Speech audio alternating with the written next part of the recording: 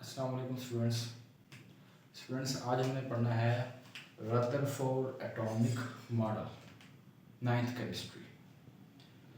Rutherford atomic model atom के बारे में है, बेसिकली उसके स्ट्रक्चर के बारे में, साख्त के बारे में, इसलिए इस मॉडल का नाम क्या रखा गया, रदरफोर्ड एटॉमिक मॉडल।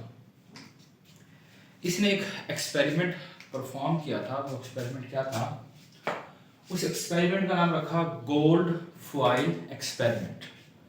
मीन के इसने अपने एक्सपेरिमेंट में gold as a target metal के तौर पर यूज किया था। उसकी एक फॉइल थी, बारीक सी पतली जिसे कहते हैं। उसकी थिकनेस बहुत कम थी, 0.00004 सेंटीमीटर थी। इसलिए इस एक्सपेरिमेंट का नाम गोल्ड फॉइल एक्सपेरिमेंट। इसने बम्बार्ड करवाई, मीन पास करवाया, ठीक है, किनको? अल्फा पार्टिकल को on 0.0004 centimetre thick foil. Mean ये देखिए, ये फॉइल है, गोल्ड की बनी हुई है और इसकी थिकनेस ऑलमोस्ट 0.004 सेंटीमीटर। और अल्फा पार्टिकल्स या अल्फा रेस क्या हो रहे हैं जी? पास हो रहे हैं। अब ये अल्फा रेस क्या होते हैं? कुछ रेडियो एक्टिव एलिमेंट्स या मेटल्स, मोस्टली मेटल्स जो होते हैं, वो कुछ शुआएं खारिज करते हैं जिनके ऊपर पॉजिटिव चार्ज होता है। उनको हम क्या कहते हैं? Alpha particle. अच्छा, इनको हम हीलियम रेज भी कहते हैं। क्यों? क्योंकि अल्फा पार्टिकल का जो मैस है हमारे पास वो +4 होता है, 4 होता है एटॉमिक मैस। तो जो अल्फा पार्टिकल है इनका भी मैस ये 4 होता है। इस वजह से क्या होते हैं ये हीलियम, इनको हीलियम भी कहा जाता है अल्फा पार्टिकल को। ये कहां से खारिज होते हैं? बेसिकली रेडियो एक्टिव एलिमेंट से। रेडियो एक्टिव एलिमेंट्स कौन सी इसने यूज की? Radium and polonium. यहां से पॉजिटिव चार्ज पार्टिकल, जिनको हमने क्या कहा? अल्फा पार्टिकल, इसने क्या करवाए? पास करवाए। कहां से? गोल्ड फॉइल से। और इसने जो प्लम पुडिंग मॉडल था एटम का, उसको कहा कि ये करेक्ट नहीं है। देखते हैं जी वो एक्सपेरिमेंट डायग्राम की मदद से। ये देखिए जी, ये हमारे पास गोल्ड फॉइल है और ये अल्फा पार्टिकल्स है, ये बम्बार्ड करवा रहे हैं, ठीक है।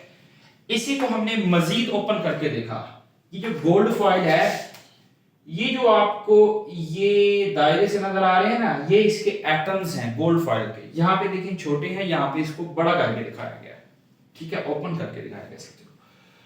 1 2 3 4 5 6 एटम्स हैं। ये अंदर पॉजिटिव चार्ज है, न्यूक्लियस है, और बाहर ये देखो नेगेटिव चार्ज इलेक्ट्रॉन क्या कर रहे हैं? रिवॉल्व कर रहे हैं। और ये पॉजिटिव चार्ज पार्टिकल, जिनको हमने अल्फा पार्टिकल कहा, रेडियो एक्टिव एलिमेंट्स से खारिज हो रहे हैं। देखिए ये ज्यादातर जो ये रेज हैं, अल्फा रेज आर पार हो रही हैं, ठीक है, स्ट्रेट जा रही हैं। अच्छा, स्ट्रेट जाने का मतलब क्या है कि ज्यादातर जो एटम है वो क्या है? खाली है, इसीलिए ज्यादातर रेस आर पार जा रही है। अच्छा देखिए, चंद एक रेज है जो देखिए न्यूक्लियस के साइड पे लगी और फिर यहां पे डिफ्लेक्ट हो गई, मुड़ गई। अच्छा, एक रे इसमें ऐसी है जो दरमियान में स्ट्राइक की और वापस चली गई। मीन की जो दरमियान में चीज पड़ी है वो ठोस है, काफी सख्त है और उसकी डेंसिटी भी हाई है। क्यों? क्योंकि इसमें से अगर डेंसिटी हाई ना होती तो इसके अंदर एब्जॉर्ब हो जाती और बाहर ये एब्जॉर्ब, तो ये क्या हो रहा है? टकरा के वापस मुड़ रही है, रिफ्लेक्ट बैक हो रही है। तो मीन के ठोस और हार्ड चीज है जो क्या कर रही है? बैक हो रही है।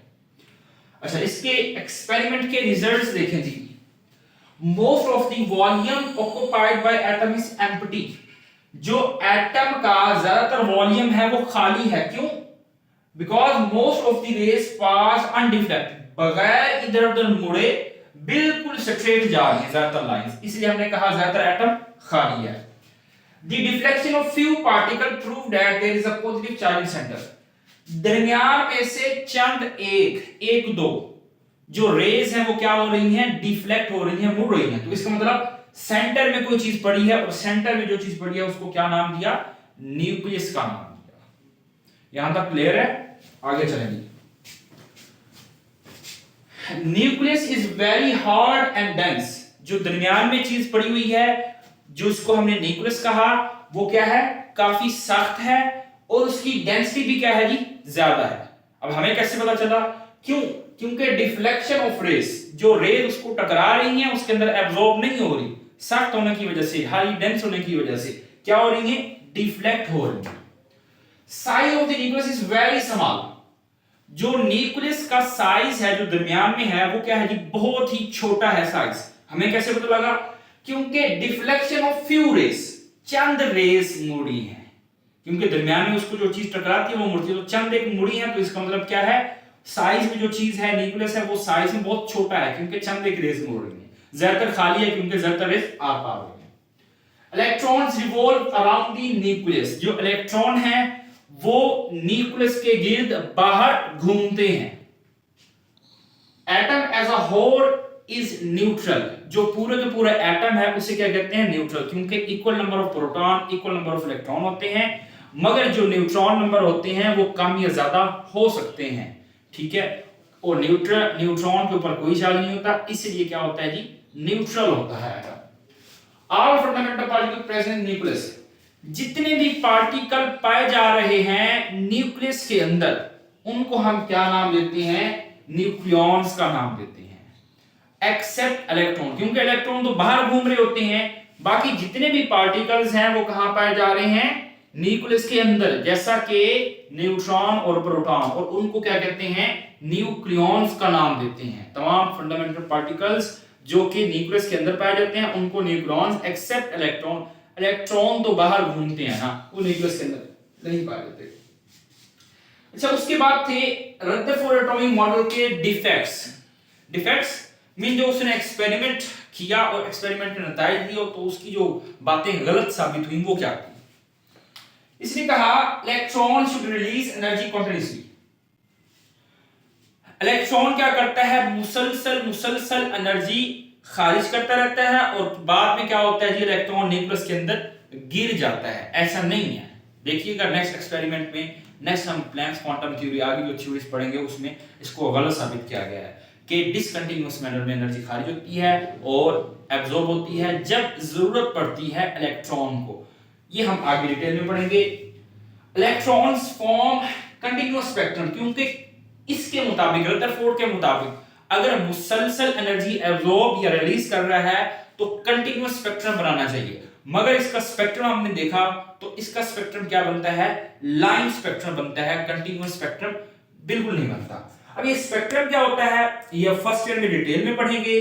क्या होती है, ये रेज जा रही हैं, ये स्पेक्ट्रम से पास होती हैं और उसके बाद स्पेक्ट्रल लाइंस बन जाती हैं, ठीक है। इसको स्पेक्ट्रल लाइंस कहते हैं, ये है स्पेक्ट्रम। मजीद इसकी डिटेल में आप फर्स्ट ईयर में पढ़ेंगे। जी क्लियर हो गया?